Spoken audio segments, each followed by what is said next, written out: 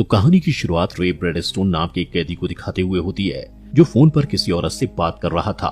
तभी एक दूसरा कैदी उसके पास जाकर उसे परेशान करने लगता है। पहले तो रे उसे इग्नोर करने की कोशिश करता है, पर जब वो कैदी उसे तंग करना बंद नहीं करता तो रे उसके चेहरे पर एक जोरदार पंच मारकर उसे वहाँ से भगा देता है। इसके कुछ दिनों बाद रे जेल से रिहा हो जाता है। अब पूरे 7 साल की सजा काटने के बाद जब वो जेल से निकलता है तो जाने से पहले जेल के वार्डन को रे सारी बुक्स वापस कर देता है जिन्हें वो जेल में पढ़ता था। जैसे ही रे जेल से बाहर निकलकर थोड़ी दूर जाता है, तभी फिलिप नाम का एक आदमी अपनी एक्सपेंसिव कार लेकर उसके पास आता है और रे को एक बैंक लूटने के लिए अपने साथ चलने को कहता है। यहाँ हमें पता चलता है कि रे पास में उस आदमी का साथी रह चुका था। फिलिप रे को बार बार बैंक में चोरी करने के लिए मनाने की कोशिश करता है। ये सब सुनकर रे चलते चलते रुक जाता है और फिलिप को उसकी कार चलाने के लिए पूछता है, जिससे फिलिप को लगता है कि शायद वो उसकी बात मान गया। फिलिप रे को ड्राइविंग सीट देने के लिए कार से उतर जाता है, लेकिन तभी रे फिलिप को वहीं छोड़कर कार को चलाते हुए दूर निकल जाता है और अपने घर पहुंचकर वो अपनी वाइफ और बेटी की फोटो देखने लगता है। रे बहुत खुश था कि अगले दिन वो अपनी फैमिली से मिलने जाएगा, क्योंकि काफी लंबे समय तक जेल में रहते हुए उसने फैसला किया था कि अब वो एक अच्छा इंसान बनेगा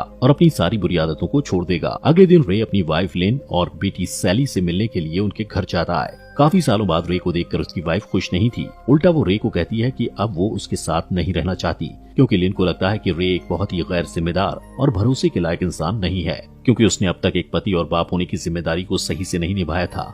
जब वो दोनों बात कर रहे होते हैं, तभी सैली स्कूल से वापस लौट आती है और अपनी माँ की तरह वो भी रे को देखकर उससे ढंग से बात तक नहीं करती।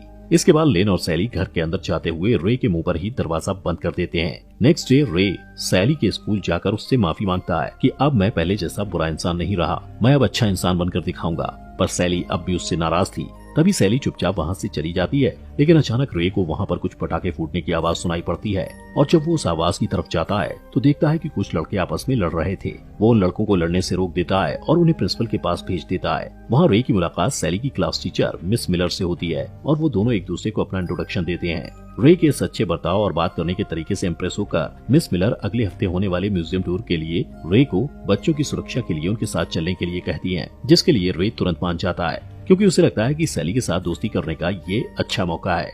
उसी शाम फिलिप रे के घर आता है और उसे दोबारा बैंक में चोरी करने के लिए उनकी टीम में शामिल होने के लिए कहता है, लेकिन रे पहले की तरह इस बार भी उसे ऐसा करने से इनकार कर देता है। रे गुस्से में फिलिप को कहता है कि पिछली बार तुमने मुझे धोखा दिया था, जिस वजह से मुझे पूरे 7 साल जेल में सड़ना पड़ा। अगले दिन रे फिर से अपनी वाइफ लिन को मनाने के लिए उसके घर जाता है, पर इस बार उसे लिन का नया पति मिलता है। तभी लिन और उसका नया पति रे के सामने ही एक दूसरे को किस करने लगते हैं, जिससे रे को मन ही मन बहुत गुस्सा आता है। लिन के नए हस्बैंड के जाने के बाद रे लिन को फिर से समझाने की कोशिश करता है कि अब मैं बिल्कुल ही बदल गया हूँ, मैं पहले के जैसा बुरा इंसान नहीं रहा, अब मैं तुम दोनों का अच्छे से ख्याल रखूंगा। लेकिन लिन उससे कहती है कि तुम्हारे पास कोई भी जॉब नहीं है तो तुम घर का खर्चा कैसे चलाओगे। यहाँ पर रे को रियलाइज होता है कि लिन को पैसा चाहिए, इसलिए वो जॉब के लिए कई सारी कंपनीज में इंटरव्यू देने जाता है। अब क्योंकि रे का क्रिमिनल रिकॉर्ड था, जिसे देखकर उसे सभी जगहों से रिजेक्ट कर दिया जाता है। ऐसे ही एक दिन जब रे अपने अपार्टमेंट में वापस आ रहा होता है तो वो देखता है कि उसके अपार्टमेंट में आग लग गई, जिससे उसका सारा सामान जलकर राख हो चुका है। अब उसके पास कोई और चारा नहीं था, इसलिए वो बैंक में डकैती डालने के लिए फिलिप की टीम को ज्वाइन कर लेता है। कुछ दिनों बाद फिलिप, रे और उनके 2 साथी कार में बैठकर बैंक की तरफ डकैती डालने के लिए जा रहे होते हैं। जब वो बैंक तक पहुंच जाते हैं तो फिलिप और उसके 2 साथी अपने चेहरों पर मास्क पहनकर पीछे के दरवाजे से बैंक के अंदर घुस जाते हैं।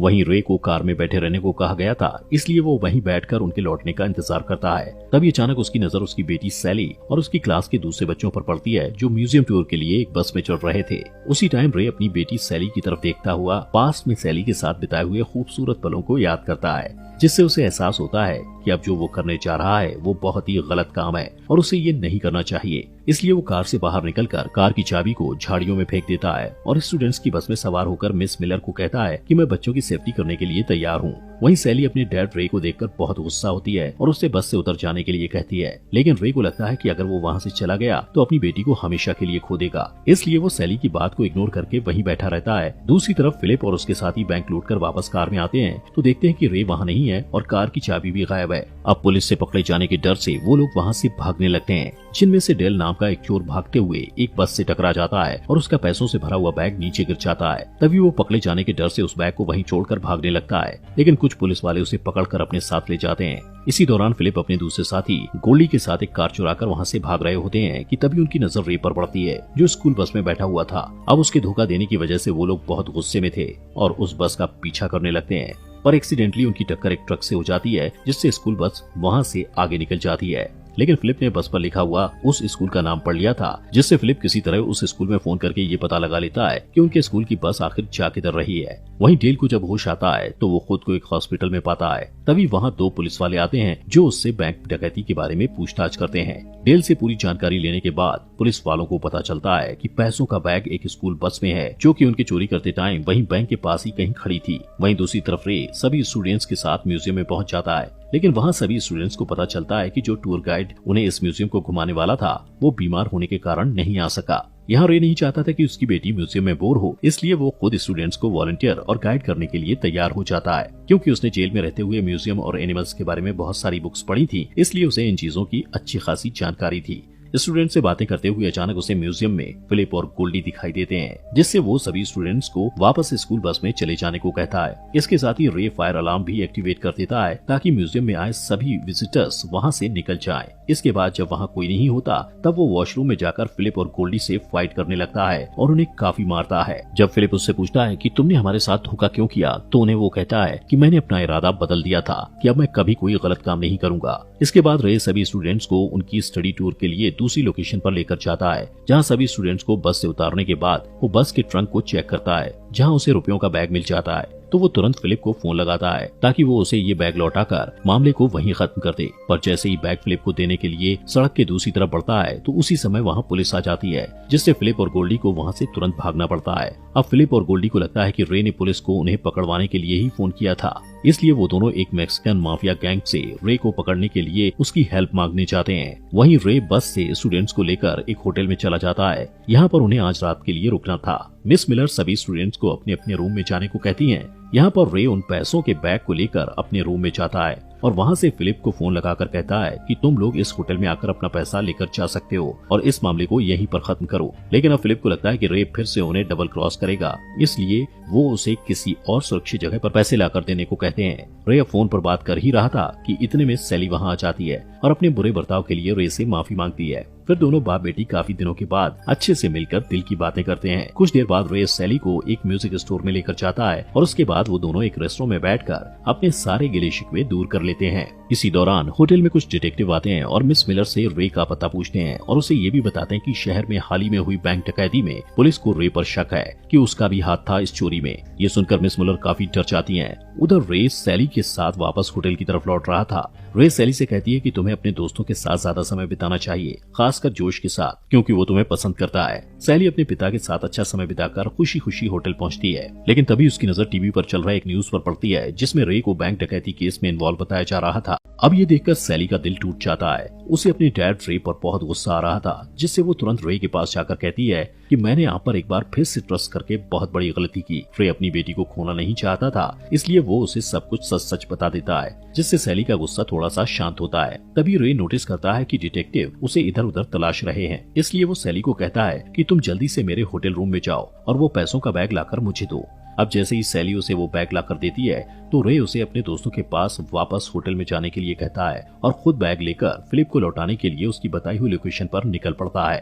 वहीं सैली जैसे ही होटल में एंटर होती है तो फिलिप और गोल्डी उसे किडनैप कर लेते हैं। दूसरी साइड रे फिलिप के बताए हुए ठिकाने पर पहुंच जाता है। वहाँ उसे फिलिप की जगह मैक्सिकन गैंग के 3 मेंबर्स दिखाई देते हैं। इस बात से चिढ़कर वो उन तीनों को बिना डिटर्जेंट के धो डालता है। तभी रे को फिलिप की कॉल आती है और वो बताता है कि हमने तुम्हारी बेटी को किडनैप कर लिया है। ये सुनकर रे को और भी ज्यादा गुस्सा आता है और वो उन्हें धमकाता है कि अगर उन लोगों ने उसकी बेटी को जरा सी भी तकलीफ दी तो वो उन्हें कुत्ते की मौत मारेगा। लेकिन फिलिप पर उसकी बात का कोई असर नहीं पड़ता और वो उसे एक सीक्रेट लोकेशन पर बुलाता है और कहता है कि हमें हमारा पैसा दे देना और हम तुम्हें तुम्हारी बेटी सौंप देंगे। रे तुरंत एक टैक्सी में बैठकर उस लोकेशन पर जाता है जहाँ फिलिप ने उसे बुलाया था। वहाँ पहुंचकर रे टैक्सी ड्राइवर को कुछ रुपए देकर उसे समझाता है कि जैसे ही सैली टैक्सी में बैठेगी वो उसे लेकर वहाँ से दूर चला जाए। अब प्लान के मुताबिक सैली वहाँ से बचकर निकलने में कामयाब हो जाती है, पर जैसे ही वो होटल पहुँचती है उसे रियलाइज होता है कि उसके पिता की जान खतरे में है। वो अपने पिता की जान बचाने के लिए अपने मेल फ्रेंड की हेल्प लेने का फैसला करती है, जिसका नाम जोश, साइमन और बेनी था। जोश अपने आईपैड पर रे की लोकेशन ट्रैक कर लेता है और बेनी पटाखों के धमाके करके डिटेक्टिव्स का ध्यान बटा देता है, जिससे वो चारों आसानी से होटल से निकल जाते हैं। उधर फिलिप और गोल्डी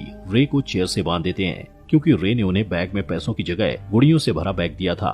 फिलिप उसे काफी मारता है और उससे असली बैग के बारे में पूछता है, लेकिन रे उसे कुछ भी नहीं बताता। थोड़ी देर बाद सैली अपने फ्रेंड्स के साथ वहाँ पहुँच जाती है और वो लोग दो हिस्सों में बट जाते हैं। साइमन और पेनी पटाखे फोड़कर फिलिप और गोल्डी का ध्यान बटा देते हैं, जबकि सैली और जोश मिलकर रे की रस्सियों को खोल देते हैं। अब आजाद होते ही रे अपने एक पहचान वाले को फोन लगाता है, जो कि एक रेडियो अनाउंसर था। वो रे की लोकेशन की लाइव रिकॉर्डिंग ब्रॉडकास्ट कर देता है, जिससे सभी लोगों को फिलिप और गोल्डी के ठिकानों का पता चल जाता है। इस अनाउंसमेंट को सुनकर रे की वाइफ लिन और पुलिस वाले वहां पहुंच जाते हैं। इधर फिलिप और गोल्डी रे और बच्चों को गन पॉइंट पर कर लेते हैं। फिलिप को पता नहीं था कि उसकी सभी बातें रिकॉर्ड हो रही थी, इसलिए वो ओपनली बोलता है कि रे का इस बैंक डकैती में कोई हाथ नहीं है, पर वो लोग उसका फायदा उठाने के लिए उसे इस बैंक डकैती में शामिल करना चाहते थे। इतना कहकर फिलिप उन सबको शूट करने ही वाला होता है कि तभी वहाँ पुलिस पहुँच जाती है और उन दोनों क्रिमिनल्स को पकड़ लेती है। अब फाइनली रे निर्दोष साबित हो जाता है, क्योंकि बैंक डकैती के समय वो स्टूडेंट्स के साथ स्कूल बस में था। अब यहाँ पर लिन भागती हुई आती है और अपनी बेटी को सही सलामत देखकर थोड़ा राहत महसूस करती है,